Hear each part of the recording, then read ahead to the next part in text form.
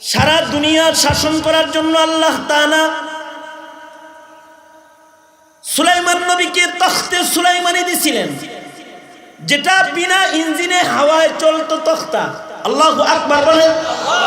হাওয়ায় তখতা চলতো, যেই তখতায় চড়ে হযরত সুলাইমান সারা দুনিয়ার মহা রাজত্ব করেছেন। সুলাইমানকে আল্লাহ তাআলা শুধুই মাত্র মানুষের বাদশাহ রাজা বানান নাই, জিনদের বাদশাহ বানাইছিলেন। ইনস জিনের বাদশাহ ছিলেন সুলাইমান। তখতায় চড়ে তিনি সারা দুনিয়া ভ্রমণ করতেন। আর জুলকারনাইনকে আল্লাহ তাআলা সারা দুনিয়া সায়ের করার জন্য একটা ঘোড়া দান করেছিলেন, যে ঘোড়া লাগাম টানলে চোখে যতদূর দেখতো অতদূর এক লাফ দিত। এই তেজি ঘোড়া দিয়া জুলকারনাইন মাশরিক থেকে মাগরিব, শিমাল থেকে জুনুব, সারা দুনিয়া জুলকারনাইন 2 বার ভ্রমণ করেছে। সারা পৃথিবী এই ঘোড়ায় চড়ে উনি ভ্রমণ করেছে এবং রাজত্ব করেছে। আর সারা দুনিয়ার রাজা হিসাবে 2 জন মুশরিক সারা দুনিয়ার রাজত্ব করেছে। একজনের নাম বুখতে নাসার, যার পতন হয়েছিল দানিয়েল আলাইহিস সালামের মাধ্যমে। আর আরেকজন হলো নমরুদ্দার, যার বাড়ি ছিল ইরাকে, বাগদাদ থেকে 55 মাইল দূরে বাবেল শহরে তার জন্ম ছিল। সে শিরক প্রতিষ্ঠা করতে করতে নিজেও খোদার দাবিদার হয়েছিল, যে মূর্তির পূজাও করবা, আমার পূজাও করবা। নাউজুবিল্লাহ জোরে বলেন। এই নমরুদের এই শিরকের রাজত্ব সারা দুনিয়াতে প্রতিষ্ঠা হয়েছিল। আর এই নমরুদের মন্ত্রীর নাম ছিল আজার। আল্লাহ তাআলা শিরকের এই প্রাসাদ ভাঙতে আজরের ঘরে দান করলেন ইব্রাহিম খলিল। আজরের একটা সন্তান হলো, আজর নাম রাখলো ইব্রাহিম। ইব্রাহিম শব্দের অর্থ দয়াল দাস, মানে মাওলার আশেক। দয়াল দাস মানে কি? হ্যাঁ, আল্লাহর গোলাম। আব্দুল্লাহ দয়াল দাস, দয়ালের দাস, আল্লাহর দাস, আল্লাহর গোলাম ইব্রাহিম নাম রাখলো। যেমন নাম সেরকম কাম। বাপে করে মূর্তির পূজা, বাড়ির ভিতরে মূর্তির মন্টপ ঘর আছে, কিন্তু সন্তানের নাম রাখছে দয়াল দাস, আব্দুল্লাহ, আল্লাহর বান্দা। ইব্রাহিম তো সত্যিকারে আল্লাহর বান্দা, এমন আল্লাহর বান্দা যে বাপে পূজা করে আর হে কোরআন লয়ে ঘুরে, চান্স পাইলে কোবায়ার সব শেষ দিব। একদিন সকালবেলায় আজর বলে, আমার শরীরটা বেশি ভালো না, ইব্রাহিম আমাদের প্রভুদেরকে একটু খানা খাওয়ায়, যা খাওয়ান গুলা তোরে দেওয়ার দায়িত্ব দিলাম। ইব্রাহিম আলাইহিস সালাতু ওয়াস সালাম খানার প্লেট লইছেন, মন্ত্রবিদিতে প্রসাদ লইছেন, সাথে সাথে কোরআন লইছেন। মায় মনে করছে যে ইব্রাহিম ভদ্র হয়ে গেছে, কামেও যাইব, আজকে কাটতে যাইব বুঝি। ইব্রাহিম এত ভালো হয়ে গেল, খাওয়ানো লয়ে যায়, আবার কাম করতেও বুঝি যায়। ইব্রাহিম কই যাও? কাটবা, বাঁশ কাটবা বুঝি, লাকড়ি আনবা মাইল লেগে। কয় হ, লাকড়ি কাটুম, বাঁশ কাটুম, মূর্তির ভিতরে তো বাঁশ আছি। কান্দে কুড়াল লয়ে রওনা করছে। যায়া খাবার গুলা খুদা করে দিয়া কয়, আব্বা ডেলি খাওন দেয়, আব্বার লোকে তোরা বগিবাজি করস, খানা তো করে দেয়, তোরা খাস না, মাসিয়ে খায়। আমি ইব্রাহিমের সাথে এরকম বগিবাজি চলতো না, আমার চোখের সামনে খাবি, তাছাড়া তো করে খাইছে। খাওয়ান দিলাম, খা তাড়াতাড়ি খা, তাছাড়া কোরাল দেখিস কিন্তু। বলুন তো, ইব্রাহিম যে দেখাইতেছে কোরাল মূর্তি, কি দেখে? আরো আসতে বলো। ইব্রাহিম যে কথা কইতেছে মূর্তি কি শুনে? এই জোরে বলো শোনে। ইব্রাহিম আলাইহিস সালাতু ওয়াস সালাম মূর্তির যে ধমক দিতেছে, কথা কইতে কয় এই কথা কাছে না, কথা খাবি না কথা বলবে, কথা কি শুনবে, কথা কি দেখবে। মূর্তি তো দেখে না, মূর্তি শুনে না, কিন্তু তোমার আমার রব কি এরকম? তোমার আমার রব হলো বাসীর, তিনি সব দেখেন, তিনি সামিউ, তিনি সব শোনেন। সাগরের অতল গহীনে যে প্রাণীটা আল্লাহকে ডাকে, আল্লাহ তাআলা সে ডাক শোনেন। কালো পাথরে, কালো রাত্রিতে, কালো পিপিলিকা কালো পায়ে হাঁটে, সেটাও আল্লাহ দেখেন। পায়ের আওয়াজ আল্লাহ পাকের কান পর্যন্ত পৌঁছায় যায়। আল্লাহু আকবার, জোরে বলেন। আল্লাহর বরত্ব জোরে করে বর্ণনা করেন, জোরে বলেন আল্লাহু আকবার। আরো জোরে আল্লাহু আকবার, জোরে বলা সুন্নাত। একজনে আল্লাহু আকবার, সবাই মিলে বলেন আল্লাহু আকবার।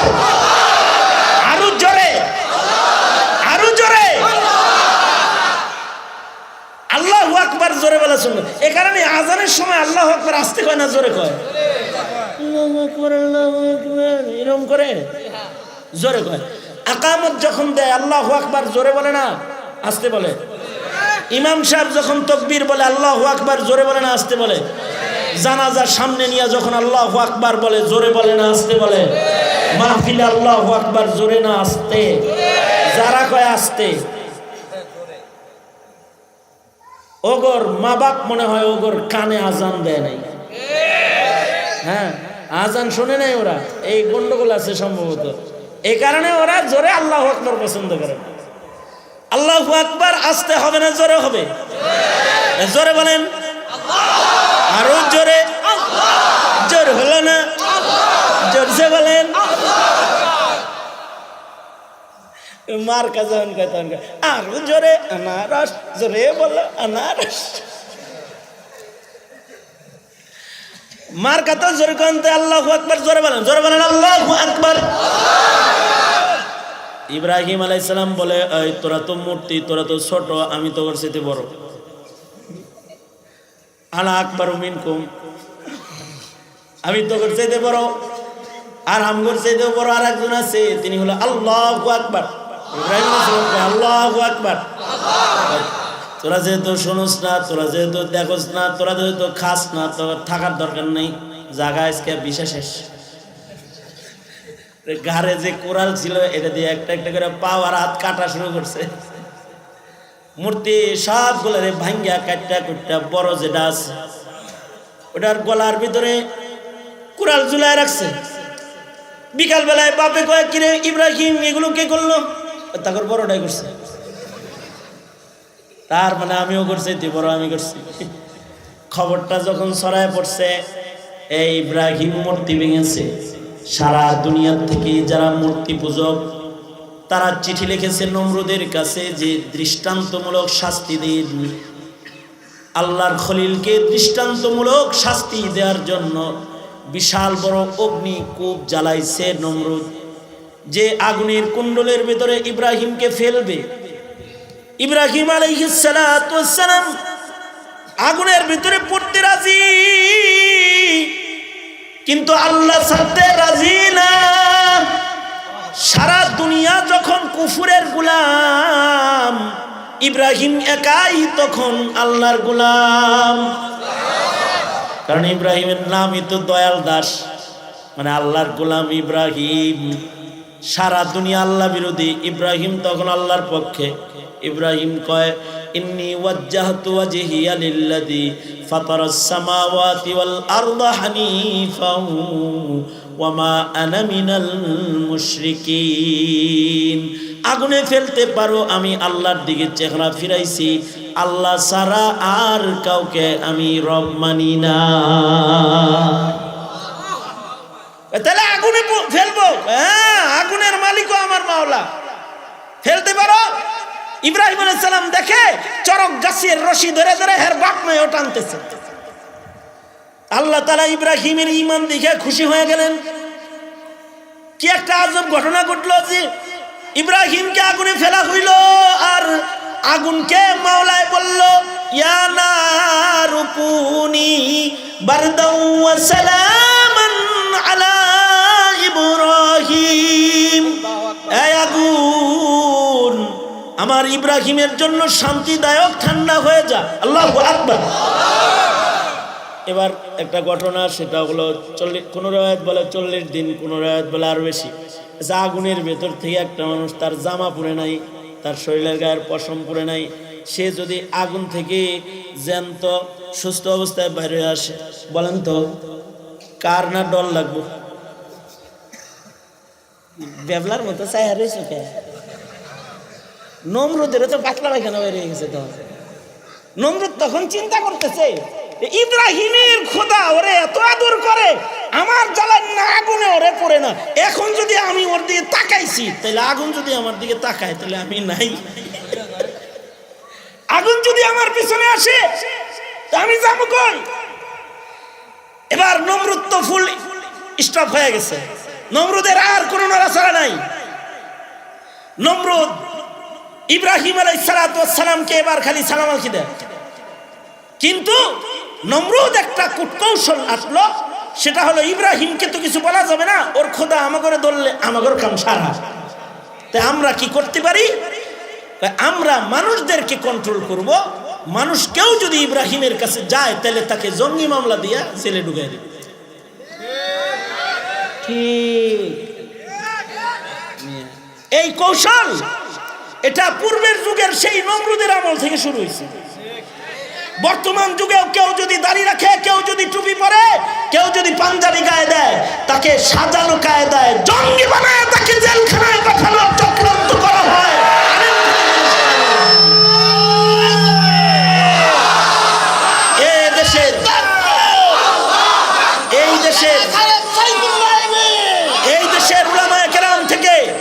এই দেশের উলামায়ে কেরাম থেকে ইব্রাহিম থেকে দূরে সরানোর জন্য, সুন্দর একটা মাইক আনসারে মামুন, এই দেশে নমরুদ থেকে দূরে সরানোর জন্য যেমন, ইব্রাহিম থেকে দূরে সরানোর জন্য যেমন নমরুদ কূটকৌশল করেছে, বর্তমান যুগেও আলেম থেকে দূরে সরানোর জন্য অনেক কূটকৌশল চলছে। যাই ওগুলো বলা আমার উদ্দেশ্য না। আমার উদ্দেশ্য যেই কথা বলাটা,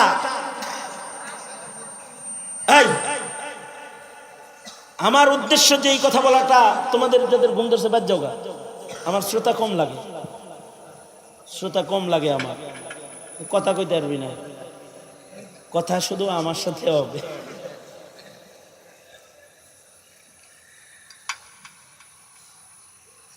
এইগুলা বলা উদ্দেশ্য না আমার। আমার উদ্দেশ্য যে এই কথা বলা, দেখেন নমরুদ ভয় পেয়ে গেছে, কিসের কারণে? ইব্রাহিমের ঈমানের কারণে। কিসের কারণে?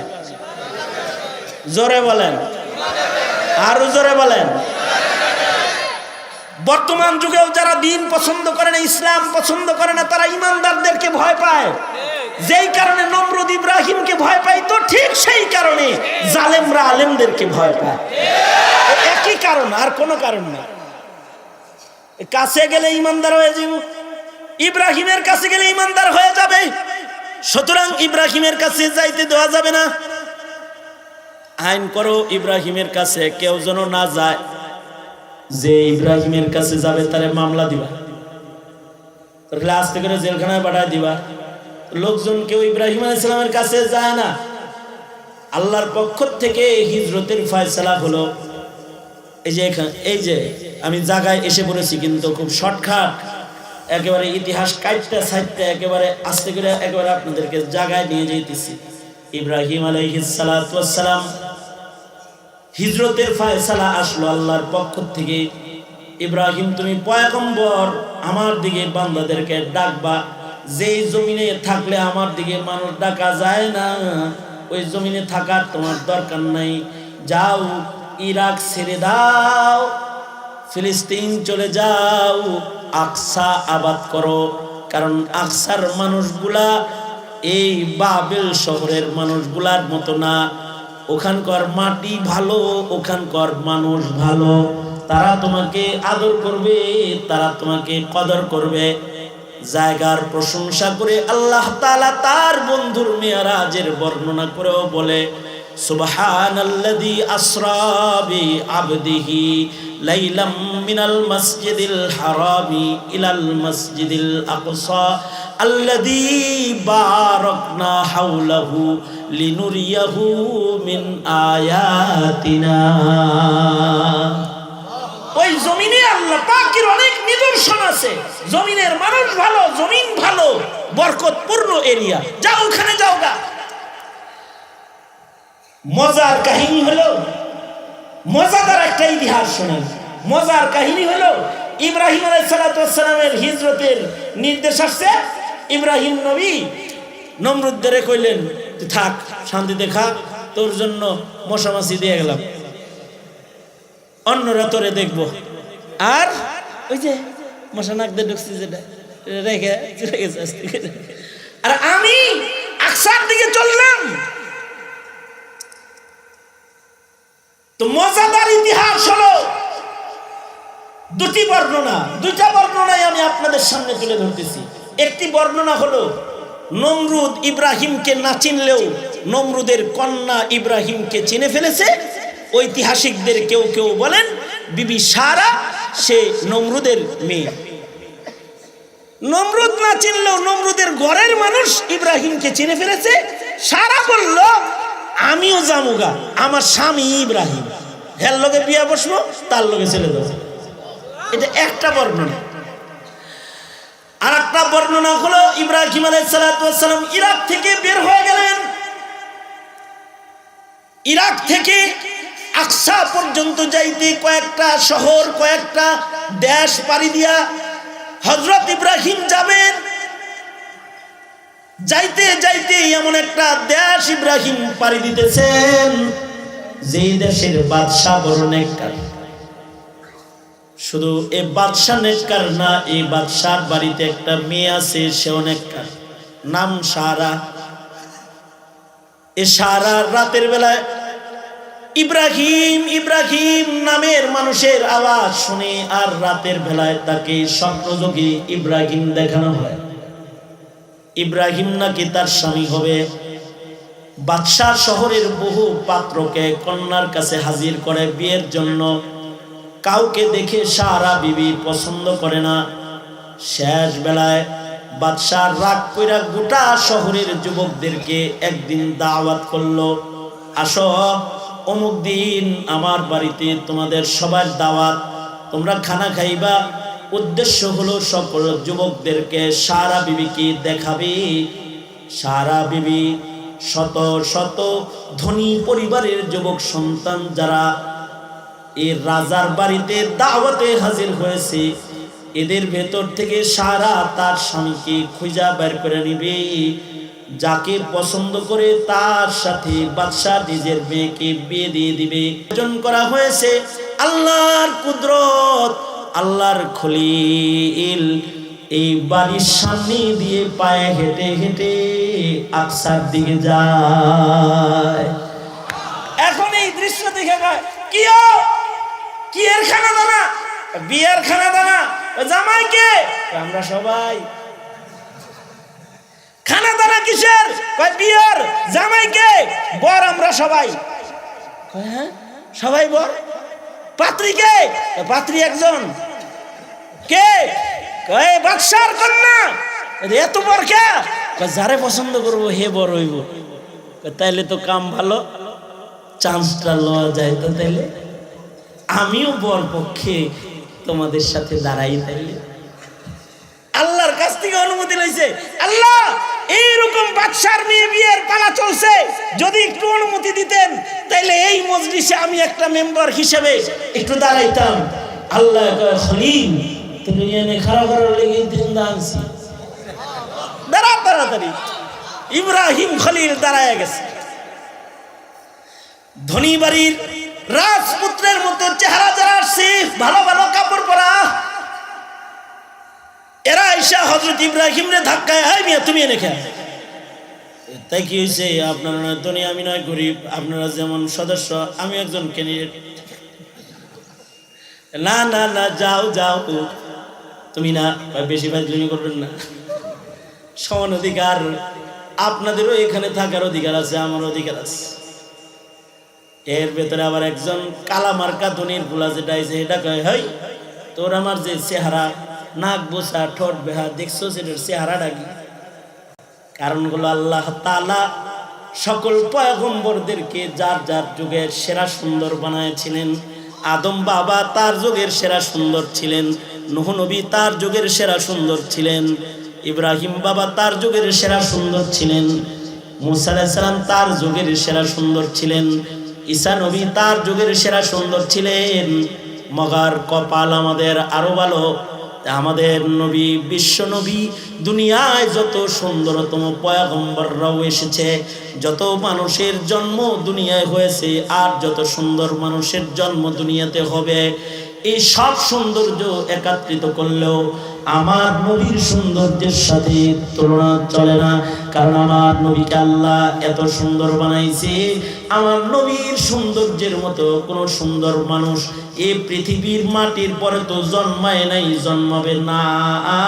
আমার নবীর মতো সুন্দর কিছু আল্লাহর জান্নাতে পাওয়া যাবে না।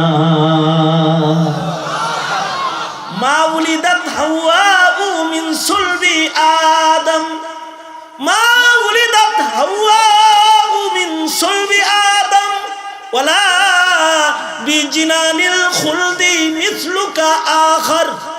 নবীরা তো শ্রেষ্ঠ সুন্দর, আমার নবী শ্রেষ্ঠ সুন্দর, ইব্রাহিম বাবাও শ্রেষ্ঠ সুন্দর, ইউসুফ নবী শ্রেষ্ঠ সুন্দর, মুসা নবী শ্রেষ্ঠ সুন্দর। জমিদার পুত্ররা কয়, ব্যাংরা বুংরা চেহারা লইয়া ভালো জামা গায়ে দিয়ে হেল লগে ঠেলাঠেলি করো, চাইয়া এক নজর দেখো চেহারাটা কি? চাঁদের টুকরার মতো চেহারা লইয়া দাঁড়াইছি, ধাক্কা ধাক্কি করিস না, বিপদে পড়ে যাই। ইব্রাহিম আলাইহিস সালাতু ওয়াস সালাম এই বিয়ের অনুষ্ঠানের কাতারে পাত্র হিসাবে সদস্য হইয়া দাঁড়ায় গেছে। এদিক দিয়ে আজব ইতিহাস হলো, সারা বিবির দিল খালি তখন তরবার করতেছে। সারা বিবি নিজের বান্ধবীদেরকে বলতেছে, আই বান্ধবীরা, বাবা বহু পাত্র আমারে দেখাইছে, কোন পাত্র আমার পছন্দ হয় নাই, কিন্তু আমার মন বলতেছে, স্বপ্নে আমি যারে বারবার দেখি, আমার মন বলতেছে আমি যারে তালাশ করি, আমার সেই বন্ধু বুঝি আজকে আমার দাওয়াতের অনুষ্ঠানে হাজির হয়ে গেছে। বান্ধবীরা গো, সুন্দর সুন্দর জামা কাপড় গুলা আমাকে পরায় দি, ভালো ভালো জামা কাপড় আমায় পরায় দি, সুন্দর করে আমারে সাজায় দে। আমার মন বলে, যেই মানুষটাকে স্বপ্ন যোগে বারবার দেখি, আর যার নাম আমি বারবার স্বপ্নে শুনি, সে বুঝি আজকে ভিড়ে কোথাও দাঁড়ায় আছে। বান্ধবীরা সারাকে সুন্দর করে সাজায় দিয়েছে। সারা বিবি সাজ্জা গুজ্জা যখন পাত্রীদের এই জমায়েত, মহল যারা পাত্ররা দাঁড়িয়ে রয়েছে, জামাই গ্রুপ যারা আছে, এদের সামনে এসে যখন দাঁড়াইছে, তো এক একজনে এক এক রকম হাসি দিতেছে। একজনে ফুল লয়ে দাঁড়াইছে, কেউ টাকার বান্ডিল লয়ে দাঁড়াইছে, কেউ সুন্দর একটা গিফট নিয়ে দাঁড়াইছে। না জানি কাকে বাদশার কন্যা পছন্দ করবে, কিন্তু ইতিহাস কেউ কেউ এমন লিখেছেন, সারা বিবি এই মজলিসে এসে দাঁড়িয়ে যখন সবার চেহারা এক নজর দেখেছে, দেখে এক কোনায় স্বপ্নে যাকে বারবার দেখেছে, ওই চেহারার নোরানি চমকের একজন মানুষ এই মানুষদের ভিড়ে এক কোনায় দাঁড়ানো দেখা যায়। এক কোনায় একজন দাঁড়ায় রয়েছে। বিবি সারা এক দৌড় দিছে, এক দৌড় দিয়া হযরত ইব্রাহিমের কাছে যেয়ে দাঁড়াইছে। দাঁড়ায় বলে, পরিচিত মুখ, বারবার দেখা মুখ, কেমনে দেখছো? সব এসে আমার দেখাইছে। নাম কি তোমার? আমার নাম ইব্রাহিম। তুমি আমার ইব্রাহিম, আমি যদি তোমার ইব্রাহিম হই, তোমার এখানে গরজামাই হই না ইব্রাহিম, কিন্তু আমি কিন্তু মুহাজির ইব্রাহিম, যাচ্ছি বরকতের মাটি সুদূর আকসা। বিয়া হইতে পারে, জমিদারি রাজার বাড়ি সব সাইরা ইব্রাহিমের লগে আকসা যাইবানি। সারা কয় যাবো না, মানে তোমার লাগে আকসা না, আসমানেও যাবো, জেলে বাহিরে যাবো, আমি রাজি। ইব্রাহিম আলাইহিস সালামের সাথে বৈবাহিক সম্পর্ক স্থাপন হয়ে গেল। এবার ইব্রাহিম ছিলেন রাস্তায় একা, এবার হয়েছেন দুইজন, জামাই বউ। বাস আনন্দ ফুর্তিতে এবার আকসার পথে হাঁটতেছেন, পায়দল সফর করে করে সুদূর ফিলিস্তিনের পথে আবার যাত্রা। পথ চলতে চলতে আর একটা এরিয়া আসলো, জলদস্যুর এরিয়া। যে এরিয়ার জমিদার জলদস্যুর বদতবিয়ত হলো, সুন্দরী রমণী দেখলে খাহেসাত মিটায়। কিন্তু ইব্রাহিম আলাইহিস সালাম নিজের বিবির নিয়ে যখন এখান দিয়ে যায়, লম্বা ইতিহাস অত বলতে পারবো না, সংক্ষেপ কথা হলো এই জালিম রাজার নজর হযরত সারার দিকে পড়ে যায়। আল্লাহ তাআলা ইব্রাহিম আলাইহিস সালামের মুজিজা প্রকাশ করে আর সারার কারামত প্রকাশ পায়। জালিম রাজা ইব্রাহিম আলাইহিস সালামের বিবি সারার দিকে হাত বাড়াইলে হাত অচল হয়ে যায়, প্যারালাইসিসের রোগী হয়ে যায়, হাত পা অবশ হয়ে যায়, আর সামনে বাড়তে পারে না। সে বলে, এই লোকেরা দুইটা মইটা মানুষ আনছোস নাকি কোনো জিন নিয়ে আনছোস? এটার দিকে হাত বাড়াইলে তো হাত পা অচল হইয়া যায়। কয় না, মানুষ, তবে জামাইটা আরো ভালো মানুষ। আল্লাহু আকবার কাবীরা। এর জামাইটা তো চাঁদের মতো চেহারা, আখলাকের, তবিয়তের, সুরতের, সিরতের মানুষ, তারে আমার কাছে নিয়ে আসো। ইব্রাহিম আলাইহিস সালামকে জালিম রাজার কাছে হাজির করা হয় আর বলা হয়, তোমার বিবির দিকে হাত বাড়াইলে আমিও চলে গেছি, তুমি দোয়া করো, তোমার বিবি দোয়া করলে আল্লাহ আমারে ভালো করে দিব। ভালো করতে পারি, তুই ভালো হবি নি? কয় আমি ভালো হয়ে যাব। হযরত ইব্রাহিম দোয়া করেছেন, সারা বিবি দোয়া করেছেন, অচল অবস্থা, অসুস্থতা কেটে জালিমটা সুস্থ হয়ে গেছে, দিলটা তার খুশ হয়ে গেছে। এবার জালিম রাজা ইব্রাহিমের হাত ধরে বলে, ইব্রাহিম, আমি যেহেতু তোমার পরে খুশি হয়েছি, আমার একটা মেয়ে আছে হাজের, যার নাম বুখারীতে আছে হাজের, বাংলা ইতিহাসের কিতাব বলে বিবি হাজেরা। আমার একটা কন্যা আছে হাজেরা, যার নাম, এই কন্যাটা তোমাকে তোহফা হিসেবে আমি দিতে চাই। ইব্রাহিম বলে, আমার রবের শরীয়তে নারী তোহফা বলতে কিছু নাই, আমার রবের শরীয়তে বউ আছে, বিবি আছে, যদি চাও তাহলে এটা আমার প্রথম বিবি, মেয়ে যদি দাও তাহলে এটা হবে আমার দ্বিতীয় বিবি। আল্লাহু আকবার, জোরে করে বলেন আল্লাহু আকবার। এতক্ষণ ছিল একলা, এখন বউ হইছে দুইটা। দুই বিবি লইয়া ইব্রাহিম আলাইহিস সালাম আকসায়। আল্লাহর কি কুদরত! আল্লাহ তাআলা সারা বিবিকে সন্তান না দিয়া হযরত হাজেরারে আগে দিয়ে দিছে, হাজেরকে আগে সন্তান দিয়ে দিছে। হাজেরার ঘরে ইসমাইল জন্ম হয়েছে। সতীনে সতীনে একটু বেজাল, যত ভালো গড়ি থাক কিছু উতলায়েই উঠে। হযরত হাজেরার সন্তান হয়েছে। ইব্রাহিম নবীর মায়া ওই দিকে, হাজেরারও পছন্দ। আল্লাহ পরীক্ষা করতে চায়, সন্তান পছন্দ করো না আমার মহব্বত বেশি, না সন্তানের মহব্বত বেশি। তা আল্লাহর নির্দেশ জারি হলো, যাও সন্তানকে মক্কায় দিয়ে আসো। এই এখান থেকে হিজরত করে নিজের বিবি হাজেরা আর নিজের কলিজার টুকরা সন্তান ইসমাইলকে বনবাস দিয়ে চোখের আড়াল করে মক্কায় রেখে আসলেন। আল্লাহর ইচ্ছা হলো মহাপ্লাবনে যে বাইতুল্লাহ হারায় গেছে, যেটা মানুষের ইবাদতের জন্য নির্মিত হয়েছিল, এই বাইতুল্লাহকে পুনর্নির্মাণ করা হবে। হযরত ইসমাইলকে রেখে আসলেন। কত কাহিনী ঘটলো। জমজম চালু হইল, সাফা মারওয়ার দাম বাড়ল, মিনা মুজদালিফায় কুরবানির ইতিহাস ঘটলো, মিনা মুজদালিফার বালির মূল্য বেড়ে গেল, আরাফা মিনা মুজদালিফার বাজার চমকাইল, জমজমের পানি বরকত রহমত দেখে মানুষজন মক্কায় ভিড় করলো। ইসমাইল জবাইয়ের ঘটনা ঘটলো, ছুরি মানুষ কাটে না ইতিহাস হলো, মানুষের জায়গায় দুম্বা কুরবানি হলো।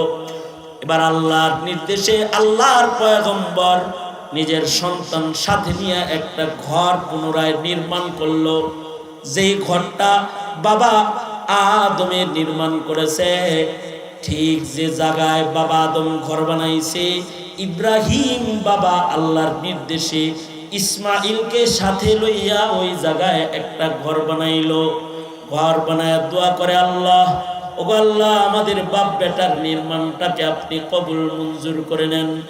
আল্লাহ বংশের ভেতরে রসুল দান করেন, নবী দান করেন, বিশ্ব নবীর আগমন বংশে কবুল করাইলো। ওগো আল্লাহ, এই জমিনকে বারাকাত দিয়ে পরিপূর্ণ করেন। সব কিছু কইরা মক্কা নগর যেন মুহাম্মাদুর রাসূলুল্লাহ সাল্লাল্লাহু আলাইহি ওয়াসাল্লামের আগমনের এক বাজারে পরিণত হলো। যে এবার এই মক্কার বাজারে মুহাম্মাদুর রাসূলুল্লাহ সাল্লাল্লাহু আলাইহি ওয়াসাল্লাম আসার উপযুক্ত হয়েছে। সারা বিবির খালি দিলে দুঃখ, হায় রে কি লেগে হাজেরার লগে হিংসাটা করলাম। মক্কায় যায় এরা ইতিহাসের পাতায় নাম লিখে ফেললো, আর আমি এই ফিলিস্তিনে বসে বসে আমি ইতিহাসের পাতার থেকে মুছে গেলাম। স্বামীকে বললেন, স্বামী আপনি আল্লাহর খলিল, আপনি দোয়া করলে দোয়া কবুল হয়, আমার জন্য একটা সন্তান কবুল করান যায় না? ইসহাক আলাইহিস সালামের জন্ম হইল।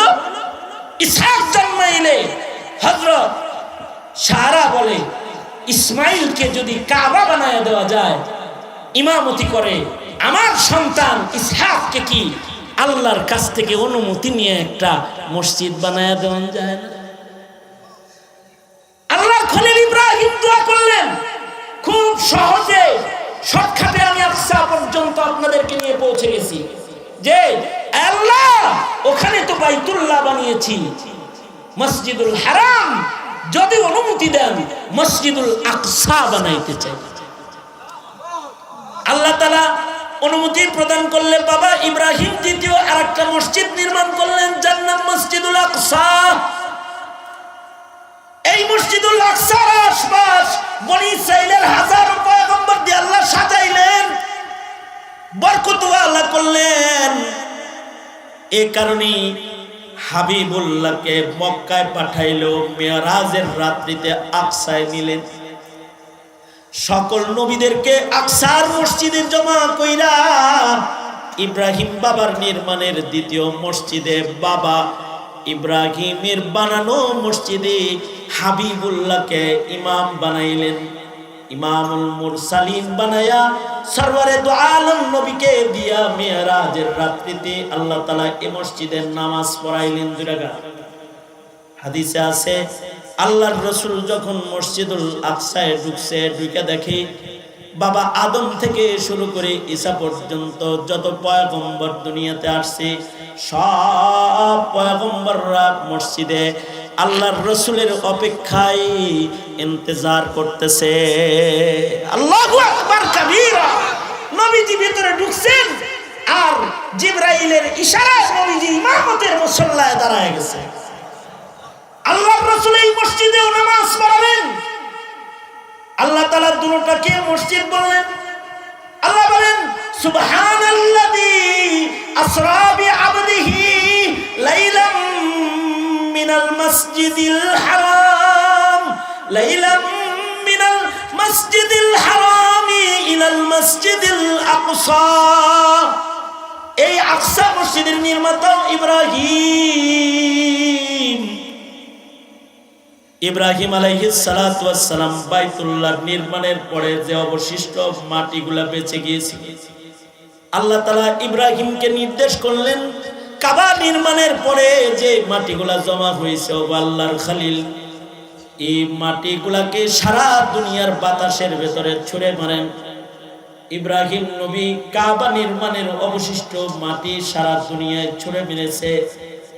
সারা দুনিয়ার বাতাসে উড়ে উড়ে পৃথিবীর প্রান্তে প্রান্তে ইব্রাহিমের নিক্ষিপ্ত বালির কণাগুলো পৌঁছে গেছে।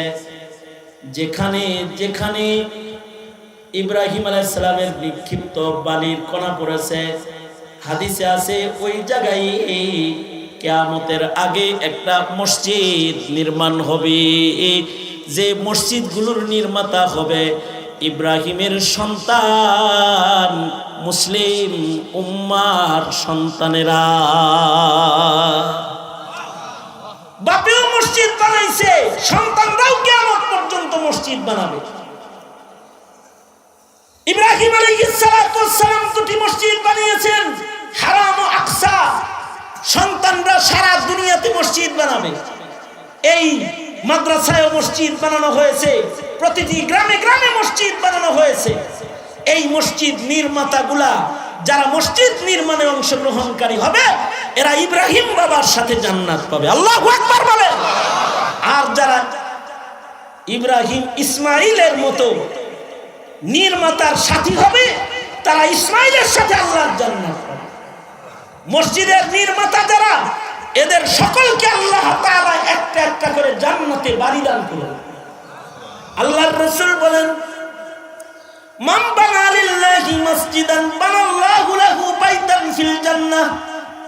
যে মসজিদ বানাবে জান্নাতে আল্লাহ তার জন্য একটা ঘর বানাবে। মসজিদটা ছোট হোক, মসজিদটা বড় হোক, অথবা মসজিদের দান সদকাটা বড় হোক, অথবা মসজিদের দান সদকাটা এক মুঠ বালি হোক, অথবা একটা ইট হোক, আল্লাহ তাআলা একটা ইটের সদকা যারা মসজিদে করবে, সগীরান আও কাবীরান, বড় দান যারা করবে, ছোট দান যারা করবে, সকলকে আল্লাহ তাআলা মসজিদ নির্মাণের বদলায় জান্নাতের ভিতরে বাড়ি দান করবে। সুবহানাল্লাহ বলেন। ঘুমাইছেন কারা? যারা যারা ঘুমান নাই হাত তোলেন। যারা হাত তোলেন না এরা ঘুমাইছেন। অর্ধেক ঘুমাইছেন এক হাত তোলেন, আর পুরা ঘুমাইছেন এই দুনো হাত তোলেন, দুনো হাত তোলেন, দুনো হাত তোলেন। তুলছেন, সোজা করেন, সোজা করেন, নাড়া চাড়া দেন। হ্যাঁ, ঘুম তারান, ঘুম তারান। মর্মান্তিক একটা আলাপ আছে এখন, এই জন্য ঘুমটা ভাঙ্গায় লইলাম। ইন্না লিল্লাহি ওয়া ইন্না ইলাইহি রাজিউন। 1 ঘন্টা প্রায় হয়ে গেছে। ছাইরে দিই আজকের মতো বাজে এনে শেষ দিই, নাকি আমার কথাটা শেষ করব? আপনারা যদি শুনতে পারেন আমার বলতে অসুবিধা নাই, ইতিহাস খুললা বসে দরকার হয়, বলতে থাকি, অসুবিধা কি? কিন্তু আপনাদেরকে এত কষ্ট দিতে চাই না, তবে একটা শিক্ষা আপনাদেরকে অর্জনের সবকের জায়গা পর্যন্ত শুধু পৌঁছাতে চাই। জায়গা পর্যন্ত পৌঁছাই ইনশাআল্লাহ ঈশা হুজুর দোয়া করে দিবেন, আমরা দোয়া করে ইনশাআল্লাহ এখান থেকে যাবো। জায়গাটা হলো, জায়গাটায় যাওয়ার আগে আরেকটা কথা শোনেন। আরেকটা আলাপ হলো বাদশাহ হারুনুর রশিদ। নাম শুনছেন? শুনছেন? বাদশাহ হারুনুর রশিদ নিয়ত করলো, এই শুনেন, আবার হাত তোলেন, মুতাওয়াজ্জিহান ইলা জিহাতিল হুজুর, হাত নামান। এইবার শুনেন, বাদশাহ হারুনুর রশিদ নিয়ত করলো যে সে একক খরচে একটা মসজিদ বানাবে। আমার মামা প্রথম নিয়ত করছে যে একাই মাদ্রাসার বিল্ডিং পুরাটা বানায়। এরকম নিয়ত করে না অনেক সময়। মামা আমার কাছে আমার তো মনটা চাই মাদ্রাসার ঘর ঘর যা আছে সব আমি একাই করে দিই। অনেক সময় এরকম নিয়ত হয়। হারুনুর রশিদ নিয়ত করছে যে একাই একটা মসজিদ বানাবে, একা, এবং ঘোষণা করে দিল, আমি বাদশাহ হারুনুর রশিদ একটা মসজিদ, বক্তব্যটা আর কি নয় করে শুনে দিচ্ছি। আমি হারুনুর রশিদ নিয়ত করেছি আমি একটি মসজিদ একা একাই বানাবো, আমার মসজিদে যা টাকা লাগে সব আমি একা দেব, আমার এই মসজিদে কাউকে দান করতে দেওয়া হবে না। যেমন আমাদের মাননীয় প্রধানমন্ত্রী প্রতিটি থানায় থানায় মসজিদ বানাইতেছে, এই মসজিদে কারোর টাকা নেওয়া হয় না। মসজিদ নির্মাণ করা একটা ভালো কাজ। হারুনুর রশিদ এই ভালো কাজটা একা কইরা একাই ফজিলত হাসিল করবে, আমি কারোর টাকা নিব না, একাই একটা মসজিদ নির্মাণ করব। এলাকার কিছু সুবিধাবাদ মানুষ যারা আছে ভালো হয়েছে, হ্যাঁ একলা একলা বানাই দিব, নামাজ পড়ব।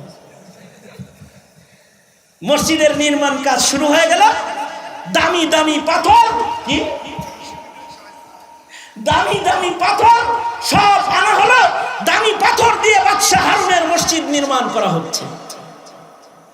এক পর্যায়ে লম্বা সময় কাজ করার পরে মসজিদ নির্মাণ কমপ্লিট হয়ে গেল। নবীরা মসজিদ বানাইছে, নবীর অনুসারীরা মসজিদ বানায়। সুলাইমান নবী এই মসজিদুল আকসা পুনর্নির্মাণ করেছে। মনের মতন করে সুলাইমান নবী মসজিদটারে বানাইছে, বারবার, দুইবার বানাইছে, একবার বানাইছে, বানায় পছন্দ হয় না আবার বানায়, আরো সুন্দর করে বানাইছে। এই শেষ বেলায় যে আবার বানাইবা, যদি বানাইতে টাইম না পাও তাহলে তাড়াতাড়ি বানাও। কিন্তু মসজিদ বানানো শুরু করছে আর বিষয় শেষ হয়ে গেছে কোরআন শরীফ আছে। এর আগেও একবার মসজিদ নির্মাণ করেছে, দামি দামি দামি দামি পাথর গুলাকে মসজিদের মিনারায় মিনারায় লাগাইছে। এত সুন্দর করে মসজিদ বানাইছে, মাঝে মাঝে মসজিদের সামনে যায় নিজে মসজিদ দেখতো। একদিন গাছের ছায়ার নিচে বসে বসে এই সুলাইমান মসজিদ দেখতেছে, মসজিদুল আকসা দেখবার লাগছে। গাছের ছায়ার নিচে বসে বসে দেখি গাছের ডালের উপরে বৈশা দুই চড়ুই প্রেম করতেছে। এক চড়ুই আর এক চড়ুইরে কয়, আই লাভ ইউ, আমি তোমাকে ভালোবাসি, তুমি আমার জানের জান, তুমি আমার কলজার কলজা, তুমি আমার সিনার সিনা, তোমারে সারা আই বাঁচতেন ন, আই মরে যাইও, তুমি আর লগে বিয়া হইতে হইব। চড়ুই চড়ুই রে বলবার লাগছে। এই সমস্ত গল্প করতে করতে চড়ুই চড়ুই রে কি কয় জানেন? হাই, আমি কিন্তু মর্মান্তিক ধরনের চড়ুই, তুমি যদি আমার কাছে বিয়া বসো চড়ুইনি, তাহলে আমি তোমার জন্য একটা বাড়ি বানাবো। কোন জায়গায় জানো? মসজিদুল আকসার মিনারার উপরে, ওই যে সাদা গম্বুজের উপরে যে সাদা অংশটা দেখা যায়, জীবনে কোনোদিন ওখান থেকে কোনো চড়ুই বাড়িতে দেখছো? কিন্তু তোমার আমার বাড়ি হইব ওই জায়গায়, ওখান থেকে আমরা বের হব, বিয়া বসবো আমার লগে। সুলাইমানের লগে আমার খাতির আছে, ডরে কেউ ওইদিকে যায় না, আমি যাবো বানাবো তোমার লেগে। সুলাইমান নবী কিন্তু নিচে বয়ে রয়েছে, শুনবার লাগছে সব। আর সুলাইমান আলাইহিস সালামকে আল্লাহ তাআলা আল্লামনাহু মানতিকাত তায়র, সুলাইমান নবীকে আল্লাহ তাআলা পাখির ভাষা শিখাইছে। পাখি কথা বললে সুলাইমান নবী বুঝতেন। সুলাইমান নবী পিঁপড়ার কথাও বুঝতেন, পাখির কথাও বুঝতেন। সুলাইমান নবী হাসবার লাগছে আর কয়, কুল্লু নাকিহিন কাযাব, যত বিয়া পার্টি আছে সব মিথ্যুকের ঘরের মিথ্যু। এটি বিয়ার আগে রং বেরঙের মিশা কথা কয়। এই চড়ুইটা ও বিয়া করার আগে কি রঙের কথা কইতেছে। আমাদের দেশে যখন প্রেম প্রীতি করে তখন কয়, আমার কিন্তু রংপুরে বিশাল 5 তলা বিল্ডিং আছে, আমার আব্বা কিন্তু চেয়ারম্যান ছিল, তুমি আমার সাথে খাতিরটা লাগাইতে পারো। ঢাকা ইউনিভার্সিটির বারান্দায় আলাপ সালাপ হইতে হইতে কাজী অফিসে বিয়া করে আলাইছে। এবার কয় চলো যাই রংপুর যাই, তোমার বাবা না চেয়ারম্যান, তোমার না 5 তলা বাড়ি আছে, থাক ও দেখতে যায় নাকি? ঢাকা শহরের মানুষ আমরা এদিকে যাইতে হবে? চড়াই চড়াই রে কয়, এই মসজিদুল আকসার মিনারের ভিতরে তোমাকে বাড়ি বানায় দেব, চলো যাই আমরা বিয়া করে লই। হযরত সুলাইমান বলে, কি মিথ্যুকের মিথ্যুক রে, ও নাকি মসজিদের আকসার গম্বুজের উপরে বাড়ি বানায় দিব। এই মসজিদ বানাইছি আমি জানি এই মসজিদের ওই আকসার গম্বুজের ভিতরে একটা শুই রাখার জায়গা নেই, আর ও বউ রাখবো। মসজিদ বানাইলাম আমি, এটার ভিতরে শুই রাখার জায়গা নাই, বউ রাখবো ওই জায়গায়। কিরকম পাগলের পাগল, চিন্তা করছেন? যাই হোক, নবীরা মসজিদ নির্মাতা। সুলাইমান আলাইহিস সালাম মসজিদ বানাইছেন, ইব্রাহিম বাবা মসজিদ বানাইছেন। নবীর অনুসারী যারা তারা মসজিদ বানাবে। কোথায় বানাবে? ইব্রাহিম অবশিষ্ট মাটি যেখানে ফেলছে সেখানে মসজিদ হবে। অনেক মসজিদ একাই একজনে বানাবে। হারুন কয় আমি একা একটা বানাবো। বাদশাহ হারুন বলে আমার মসজিদে কারোর দান নিতাম না। মসজিদ নির্মাণ কমপ্লিট হয়ে গেল, এবার মসজিদ উদ্বোধন হয়ে গেছে, মসজিদে সবাই নামাজ পড়া শুরু করেছে। বাদশাহ হারুনুর রশিদ দিল ঠান্ডা হয়ে গেছে, মসজিদে মুসল্লিদের ইবাদত দেখা খুশি হয়ে গেছে। আশ্চর্য ঘটনা হলো, রাতের বেলায় ঘরে যায় যখন ঘুমাইছে, ঘুমের ঘরে হারুনুর রশিদ স্বপ্নে দেখে ফিরিস্তারা তার কাছে আসছে। স্বপ্নে দেখতেছি ফিরিস্তারা তার কাছে আসছে, এসে বলতেছে হারুন বড় মোহাব্বত লইয়া তুমি একটা মসজিদ বানাইছ, আল্লাহ তাআলা এর বদলায় তোমাকে জান্নাতে যে বাড়িটা দিছে, আল্লাহ বলছে ওই বাড়িটা তোমারে দেখাইতে, চলো যাই নিজের জান্নাতের বাড়ি প্রদর্শন করে লও। আল্লাহু আকবার কবীরা। স্বপ্নে দেখতেছে ফেরেশতা বলল যে হারুনুর রশিদ নিজের জান্নাতের বাড়ি দেখতে রওনা করছে, যা দেখে বাড়ি দুইটা, খুশি হয়ে গেছে। মসজিদ যেহেতু বানাইছে আল্লাহ পছন্দ করে দুই বাড়ি দিছে। হায় রে, কেউ এক বাড়ি পায়, আমি দুই বাড়ি পেয়ে গেছি। তো বরাবর নিজের বাড়িতে আগে ঢুকছে, পরে সেম সেম আরেকটা বাড়ি দেখা যায়। হারুনুর রশিদ বলে চলো ওই বাড়িটাও দেখা লই। ওই বাড়ির গেটের কাছে গেছে, পরে দারোয়ানরা ঠেকায় দিছে। ঠেকে দিয়ে কয় নাম কি? কয় সুলাইমান। কয় এ বাড়ি তোমার না ভাগো। হারুনুর রশিদ এ বাড়ি তোমার না ভাগো। কয় এ বাড়িটা কার? ওই উপরে তাকাও, তাকায় দেখি বাড়ির উপরে নাম লেখা আহমদ বিন মুসা। এই আহমদ বিন মুসা নামে একটা মিস্ত্রি যুগালি, এই বাড়িটা আসলে তার। কয় কেমনি? কয় সে মসজিদে সাদকাকারী। বাদশাহ হারুনুর রশিদের ঘুম ভেঙে গেছে। ঘুম ভাঙ্গার পরে উনি চিন্তা করে কি দেখলাম, যারা এই মসজিদে কাজ করেছে মিস্ত্রি ছিল, যুগালি ছিল, সবাইরে ডাকাইছে। সবাইরে ডাকায় এক জায়গায় করে বলে এই তোমাদের ভিতরে কেউ কি আছো আহমদ নামের? একজন বলে হ্যাঁ আমি আছি, আমার নাম আহমদ। কাছে আসো, কি কাজ করেছো? জান্নাতে বাড়ি কেমনি পেলে? তুমি কি কোনো মসজিদ বানিয়েছো?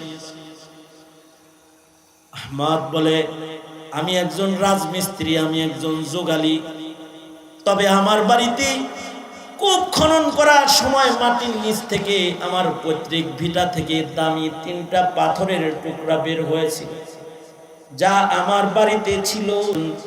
কারোর দান আপনি গ্রহণ করবেন না, কিন্তু মসজিদ বানানোর পুরস্কার নেওয়ার আশায় আমার কূপ খননের পৈতৃক জমিনের নিচ থেকে বেরিয়ে আসা 3-4 টুকরা দামি পাথর আপনার মসজিদ নির্মাণের দামি পাথরের স্তূপের উপরে রাতের আধারে এসে আমি রেখে গিয়েছিলাম। আর আপনার সুন্দর মসজিদের সামনে দাঁড়ায় দোয়া করছিলাম, মালিক রে ধন দাও নাই, কিন্তু আমার কিন্তু মন আছে। আমি হারুনের মতো অনেক টাকা খরচ করতে পারি না, কিন্তু আমার পৈতৃক ভিটার 3টা পাথর তোমার ঘরে লাগায় দিয়ে গেলাম। আল্লাহ গো, এর বদলে কিন্তু তুমি আমাকে পুরস্কার থেকে মাহরুম করো না। হারুনুর রশিদ আহমদ বিন মুসা এর যুগালীকে বুকের মধ্যে জড়ায় ধরে বলে কপাল লাগছে, ছোট্ট সদকায় জান্নাতের বাড়ির মালিক হইছ। আল্লাহু আকবার কাবীরা। এই হলো মসজিদ নির্মাণের পুরস্কার, যেটা ইব্রাহিমী সন্তানদেরকে আল্লাহ কিয়ামত পর্যন্ত দান করবে। এমনকি এই মসজিদকে যারা ভালোবাসবে, টাকা দিতে পারবে না, ভালোবাসবে, কালবুহুম মুআল্লাকুন বিল মাসাজিদ, তাদেরকে আল্লাহ তাআলা আরশের ছায়ার নিচে জায়গা দান করবে। আল্লাহু আকবার, জোরে করে বলেন। হয় না এটা ফেরত দিলাম, আরো জোরে আওয়াজ করে বলেন আল্লাহু আকবার, জোরে বলেন। যারা এই মসজিদগুলোতে যাতায়াত করবে আল্লাহ তাদেরকেও ঈমানের সাক্ষী দিতে মুমিনদেরকে নির্দেশ করেছে। যারা এই মসজিদে যাতায়াত করবে তোমরা বলবে এগুলো ঈমানদার। এখন প্রশ্ন হলো, আপনার বাড়ির একটা মসজিদ যেটা 20 জন মুসল্লি নামাজ পড়ে, এর ভেতরে 3টা পাথর রাখলে যদি জান্নাতে বাড়ি পাওয়া যায়, অথবা সেই মসজিদকে মুহাব্বত করলে যদি আরশের ছায়া পাওয়া যায়, তাহলে যেই মসজিদ ইব্রাহিম বাবা নির্মাণ করেছে আর মুহাম্মদুর রাসূলুল্লাহ সাল্লাল্লাহু আলাইহি ওয়াসাল্লাম 16 মাস পর্যন্ত যেই মসজিদকে কিবলা বানায়া মসজিদুল আকসার দিকে ফিরে আল্লাহর রাসূল নামাজ পড়েছে, যেই মসজিদকে বাবা ইব্রাহিম নিজের হাতে নির্মাণ করেছে, আকসা বানিয়েছে, হারাম বানিয়েছে, এই মসজিদুল হারাম আর এই মসজিদুল আকসার সাথে একটা মুমিনের মুহাব্বত তাইলে কত বড় ঈমান চিন্তা করার বিষয় হয়েছে। কত বড় ঈমান। সঙ্গত কারণে প্রতিটা মুমিনের এই কিবলার সাথে মুহাব্বত তো এই পরিমাণ রাখতে হবে। সরকার যদি ডাক দেয়, এহে মসজিদুল আকসা প্রেমিকেরা চলো আমরা মসজিদুল আকসা আবাদ করব, বাংলাদেশ সরকার যদি মসজিদুল আকসাকে পবিত্রতা রক্ষার জন্য মুজাহিদ আহ্বান করে, আমি তো বলি এহে মুসলিম যুবকেরা, লক্ষ লক্ষ 50 লক্ষ 1 কোটি মুজাহিদ মসজিদ প্রেমিকরা মসজিদুল আকসায় যাইতে তোমরা রাজিওয়ালা দিল গঠন করে বসে থাকো, ইনশাআল্লাহ পারবা তো ইনশাআল্লাহ। এইটা হলো এই সময়ের ঈমান তোমাদের জন্য, যে মসজিদুল আকসার প্রেম প্রকাশ করা, আমাদের জন্য মসজিদুল আকসার প্রেম প্রকাশ করা। কারণ মসজিদের প্রেম এটা ঈমান। মসজিদের প্রেম কি? জোরে আওয়াজ করে বলেন, মসজিদের প্রেম কি? ঈমান। মসজিদের সাথে প্রেম রাখবো তো ইনশাআল্লাহ। হে আল্লাহ, ওয়াদা করে দিয়েছি মওত পর্যন্ত মসজিদকে ভালোবাসবো ইনশাআল্লাহ। বলেন, জোরে আওয়াজ করে বলেন ইনশাআল্লাহ। আল্লাহ কবুল করো, জোরে বলেন আমিন। সবাই ইস্তেগফার পড়েন। হ্যাঁ করাইলে না কে? করাইলে না কে? হেঁটে কওয়া না, আমি করবো না। আমি খুচরা কালেকশন করবো না, যা কালেকশন হইতো সব টাকা মামা একা দিবে। রাজি? রাত 1টার সময় কিসের কালেকশন? 2টা বাজে, 1:45।